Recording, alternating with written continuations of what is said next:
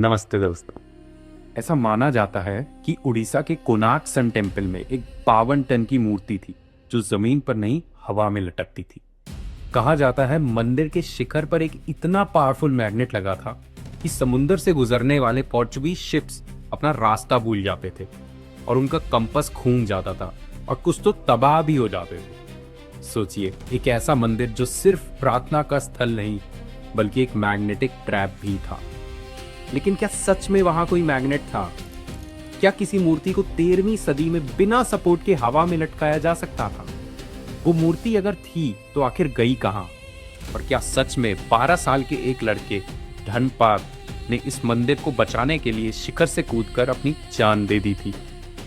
या फिर ये सब कहानियां हैं वक्त के साथ बनी हुई और सच को धुंधला कर देने वाली?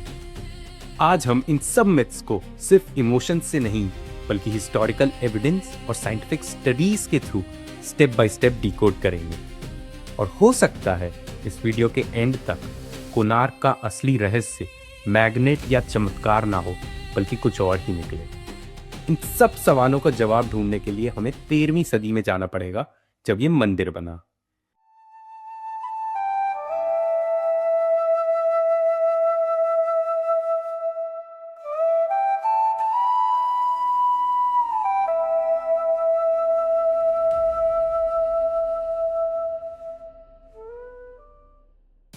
ओडिशा में गंगा डायनेस्टी का शासन था और उनके राजा थे नरसिम्हदेव फर्मा। ये सिर्फ एक राजा नहीं थे, ये एक योद्धा थे जिसने बंगाल सल्तनत को हराया और अपनी जीत का परचम इस मंदिर से अमर कर दिया था। सूर्य देवता का एक विशाल रथ, पत्थर में तराशा हुआ, 24 पहिए, 7 घोड़े, एक ऐसा स्ट्रक्चर जो सूरज को दिशा और समय के साथ अलाइन होता है। ये पहिया सिर्फ डेकोरेशन नहीं है, इन्हें लोग आज भी सनडायल की तरह पढ़ते हैं। जब धूप पड़ती है छाया वक्त बताती है। 800 साल बाद भी कहा जाता है 1200 शिल्पकारों ने इस मंदिर को 12 साल में बनाया था। और सबसे हैरान करने वाली बात, इसको बनाने में सीमेंट का बिल्कुल इस्तेमाल नहीं हुआ, सिर्फ पत्थर और बीच में लोहे की प्लेट्स जो एक पत्थर को दूसरे पत्थर से लॉक कर देती हैं, जैसे एक जायंट पजल। इतना मजबूत कि आज के इंजीनियर्स भी पूछते हैं ये कैसे किया था। 229 फीट का मेन टावर विमान, सोचिए 20-22 मंजिला बिल्डिंग के बराबर। लेकिन आज जो मंदिर खड़ा है वो ओरिजिनल का सिर्फ 30 से 40% बचा है। ऐसा क्यों? इसका जवाब वीडियो के एंड में मिलेगा। पहले उन मिथ्स को डीबग करते हैं जो होश उड़ा देने लायक है। तो शुरू करते हैं पहली मिस्ट्री से। कहा जाता है कोणार्क टेम्पल में सूर्य देव की 52 टन की मूर्ति थी और वो जमीन पर नहीं बल्कि हवा में थी। मंदिर की छत में मैग्नेट्स, मूर्ति में मैग्नेट्स, ऑपोजिट पोल्स और मूर्ति बीच में वेटलेस, सस्पेंडेड। ये बात सुनने में बहुत सिनेमैटिक और सेटिस्फाइंग लगती है, लेकिन एक सवाल, ये कहानी आई कहां से? 13वीं सेंचुरी में ज़कारिया अल कज़वानी नाम के एक अरब ज्योग्राफर थे जिन्होंने ये बात लिखी थी, लेकिन कोणार्क मंदिर के बारे में नहीं बल्कि सोमनाथ टेम्पल के बारे में। और वो भी खुद उन्होंने नहीं देखा था, लोगों से सुना था। वक्त के साथ ये स्टोरी ट्रैवल करती रही और ट्रैवल करते करते गुजरात के सोमनाथ से उड़ीसा के कोणार्क तक पहुंच गई। ठीक है, एक सोर्स बीत निकला मान लेते हैं, लेकिन क्या कोई और है जिसने कोणार्क खुद देखा हो? अबुल फजल, अकबर के नवरत्न में से एक। उन्होंने ऐने अकबरी में कोणार्क का काफी डिटेल जिक्र किया है, लेकिन हवा में तैरती मूर्ति का एक भी लफ्ज नहीं। एक आदमी जो कोणार्क की इतनी तारीफ करता है, अगर सच में कोई मूर्ति हवा में तैर रही होती तो क्या वो नहीं लिखते? जरूर लिखते। उनकी खामोशी एक डेटा पॉइंट है। और साइंस, अर्नशॉस के थ्योरम कहता है स्टैटिक मैग्नेट्स के बीच किसी भी ऑब्जेक्ट को स्टेबल सस्पेंड करना फिजिकली इम्पॉसिबल है। ऑब्जेक्ट या ऊपर चिपक जाता है या नीचे गिर जाता है, बीच में स्टेबल नहीं रह सकता। 13वीं सदी में तो बिल्कुल नहीं। आज भी कंट्रोल्ड कंडीशंस के बिना नहीं हो पाता है ये। तो 3 एंगल से देखा अपन ने। सोर्सेज वीक हैं, हिस्ट्री में कोई आई विटनेस नहीं, फिजिक्स अलाउ नहीं करता। वर्डिक्ट, ये एक बोरोड मिथ है। सोमनाथ से आई, कोणार्क तक ट्रेवल कर गई, कोई प्राइमरी सोर्स नहीं। लेकिन एक सवाल अभी भी बचता है, असली मूर्ति गई कहां? दिल्ली के नेशनल म्यूजियम में एक 7 फुट ऊंची सूर्यदेव की मूर्ति है, dark green stone. Carving style बिल्कुल कोणार्क जैसी। कुछ आर्कियोलॉजिस्ट्स मानते हैं ये वही मूर्ति है, लेकिन कोई कंफर्म्ड रिकॉर्ड नहीं है जो इसे डायरेक्टली कोणार्क से जोड़े। ये मिस्ट्री अभी भी ओपन है। अब दूसरी मिस्ट्री। कहा जाता है मंदिर की छत पर एक 52 टन का लोडस्टोन था, इतना पावरफुल कि समुंदर से गुजरने वाले पोर्चुगीज शिप्स का कंपस बिगड़ जाता था, नॉर्थ साउथ उल्टा हो जाता था और जहाज फटक के किनारों से टकरा जाते थे। इसलिए एक पोर्चुगीज कैप्टन ने वो मैग्नेट निकाल दिया अपने शिप्स बचाने के लिए, और उसी दिन मंदिर का बैलेंस बिगड़ा और कोलैप्स शुरू हो गया। बिल्कुल परफेक्ट स्टोरी लगती है, लेकिन यही प्रॉब्लम है, परफेक्ट स्टोरीज पे थोड़ा शक करना चाहिए। 17वीं सेंचुरी के यूरोपियन सेलर्स थॉमस बाउरी और विलियम ब्रूटन के लॉग्स में कोणार्क का जिक्र है। उन्होंने इसे एक ब्लैक पकोड़ा कहा, नेविगेशन लैंडमार्क की तरह, डेंजर की तरह नहीं। अगर वहां सच में इतना पावरफुल मैग्नेट होता तो कोई ना कोई कैप्टन उसे हैजार्ड की तरह रिपोर्ट जरूर करता, ब्रिटिश ईस्ट इंडिया कंपनी के रिकॉर्ड्स में या पोर्चुगीज नेवल रिकॉर्ड्स में, पर एक भी रिपोर्ट नहीं मिली। तो रिकॉर्ड्स में तो कुछ नहीं मिला, लेकिन मंदिर का लोहा क्या कहता है? आईआईटी भुवनेश्वर के रिसर्चर्स ने कोणार्क के आयरन बीम्स का एनालिसिस किया। रिजल्ट ये रॉट आयरन है जो नॉन मैग्नेटिक होता है।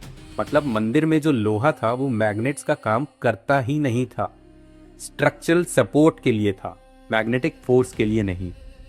तो रिकॉर्ड्स भी नहीं, आयरन भी नॉन मैग्नेटिक। फिर भी पोर्चुगीज को ब्लेम करते रहे। क्यों? क्योंकि पोर्चुगीज 16वीं 17वीं सदी में बे ऑफ बंगाल में पहले से विलन थे। कोस्टल टाउन्स पे रेड्स, लूटिंग, लोकल मेमोरीज में उनका नाम बहुत काला था। तो जब मंदिर के गिरने की असली वजह कुछ थी ही नहीं, तो लोगों ने एक ड्रामेटिक विलन ढूंढा और पोर्चुगीज रेडी थे, ऑलरेडी हेटेड। स्टोरी फिट हो गई, किसी ने वेरीफाई करने की जरूरत नहीं समझी। वर्डिक्ट, पोर्चुगीज मैग्नेट स्टोरी एक इन्वेंटेड नैरेटिव है। कोई नेवल रिकॉर्ड नहीं, आयरन नॉन मैग्नेटिक था, विलेन चाहिए था, मिल गया। अब तीसरी मिस्ट्री जो सबसे सेंसिटिव है, क्योंकि ये सिर्फ एक मिथ नहीं, ये एक इमोशनल कहानी भी है। कहा जाता है मंदिर का शिखर सेट नहीं हो रहा था, 1200 कारीगर फेल हो चुके थे और राजा का फरमान था कल सुबह तक कंप्लीट नहीं हुआ तो सबके हाथ काट दिए जाएंगे। उसी रात चीफ आर्किटेक्ट बीसू महाराणा का 12 साल का बेटा धर्मपाद अकेले चढ़ा अंधेरों में 70 मीटर ऊपर, और उसने वो किया जो 1200 ट्रेंड लोग नहीं कर पा रहे। सुबह मंदिर कंप्लीट था, पर धर्मपाद नहीं था। उसने शिखर से कूदकर अपनी जान ले दी ताकि उस राज को कोई और ना जाने। प्योरली पोएटिक, बहुत कन्विंसिंग है ये, लेकिन प्रूफ क्या है? कोणार्क के कंस्ट्रक्शन रिकॉर्ड्स में 1200 वर्कर्स का जिक्र है, बीसू महाराणा का भी जिक्र है, लेकिन धर्मपाद का कोई डायरेक्ट कंटेम्प्रेरी रेफरेंस नहीं मिलता। 20वीं सदी में एक मैन्युस्क्रिप्ट मिली जिसमें धर्म महापात्रा का नाम था, लेकिन हिस्टोरियन के.एस. बेहरा जैसे एक्सपर्ट्स इसे मॉडर्न फोर्जरी मानते हैं। ये डिबेट अभी भी ओपन है। तो ये कहानी आई कहां से? Gopal Bandhu Das, Odia nationalist leader, freedom movement के वक्त उन्होंने इस फोकलोर को एक पावरफुल नेशनलिस्ट सिंबल बनाया, देश और कला के लिए बलिदान। और वो सिंबल इतना पावरफुल था कि लोग सच मानने लगे। वर्डिक्ट, धर्मपाद एक कंसर्न ट्रुथ हो सकता है, शायद कोई यंग टैलेंटेड आर्किटेक्ट था, लेकिन शिखर से कूदना ये एक पोएटिक ट्रेजेडी लगती है, हिस्ट्री नहीं। यहाँ एक सेकंड रुकना चाहता हूँ।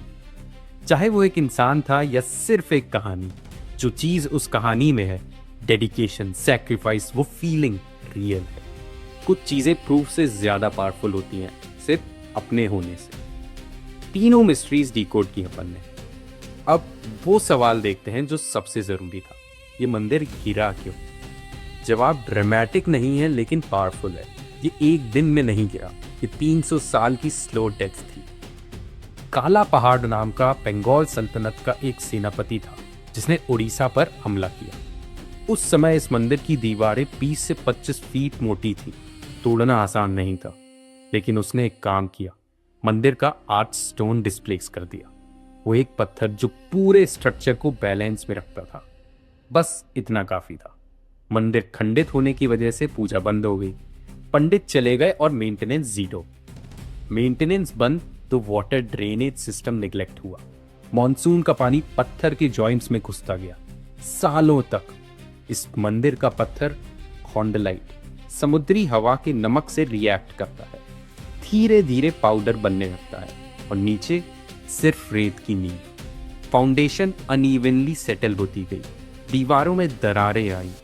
1837 में जेम्स फर्ग्यूसन ने कोणार्क का स्केच बनाया। तब भी विमान का एक हिस्सा खड़ा था, लेकिन वो खड़ा था सिर्फ अपनी मोमेंटम पर। अक्टूबर 1848 बे ऑफ बंगाल से एक साइक्लोन आया और जो 300 साल से धीरे धीरे खाली हो रहा था वो एक रात में बैठ गया। वो ये एक विलन नहीं था, एक हमला, एक नेग्लेक्ट, एक कमजोर पत्थर और एक साइक्लोन, ये सब मिला के 300 साल लंबी चेन थी। और ये कहानी यहाँ भी खत्म नहीं होती। 1903 में जगमोहन मंदिर का मेन हॉल गिरने की कगार पर था। अंग्रेजी हुकूमत ने एक रेडिकल डिसीजन लिया, सारे दरवाजे सील कर दिए गए, पूरा हॉल रेत से भर दिया गया। ये तब मास्टर स्ट्रोक था और मंदिर बच गया। लेकिन 100 साल बाद वो रेत कॉम्पैक्ट होकर नीचे बैठ गई। 2022 में जब ASI ने एंडोस्कोपी की, अंदर कैमरास लगाए, तो जो मिला वो शॉकिंग था। छत और रेत के बीच 17 फीट का गैप, मतलब जो छत 800 साल से पूरे स्ट्रक्चर को थामे हुए है वो अभी हवा में लटकी है, कोई सपोर्ट नहीं। ASI अब एक बहुत नाजुक मिशन पर है। पुरानी रेत निकालो, मॉडर्न स्टील सपोर्ट लगाओ, पर एक छोटी सी गलती और सेंचुरीज की मेहनत एक सेकंड में खत्म। ये रेस अगेंस्ट टाइम है अभी इस वक्त। तो कोणार्क का असली रहस्य क्या है? मैग्नेट नहीं, हवा में तैरती मूर्ति, एविडेंस नहीं मिलता। धर्मपात की कुर्बानी, शायद सिर्फ एक कहानी। तो फिर असली रहस्य ये है कि एक जंग के मैदान से शुरू होकर, काला पहाड़ के हमले से गुजरकर, 300 साल की नेग्लेक्ट के बाद और 1848 के तूफान के बाद भी सूर्यदेव का ये रथ आज भी खड़ा है। उसके पहिए हमें याद दिलाते हैं वक्त नहीं रुकता। लेकिन जो चीज़ सच्ची मेहनत और एम्बिशन से बनती है वो वक्त के साथ लड़ती ज़रूर है। आज के लिए इतना ही। अगर आपको ये वीडियो अच्छा लगा हो तो लाइक, शेयर और सब्सक्राइब करना ना भूलें। मिलते हैं अगले वीडियो के लिए, तब तक के लिए धन्यवाद।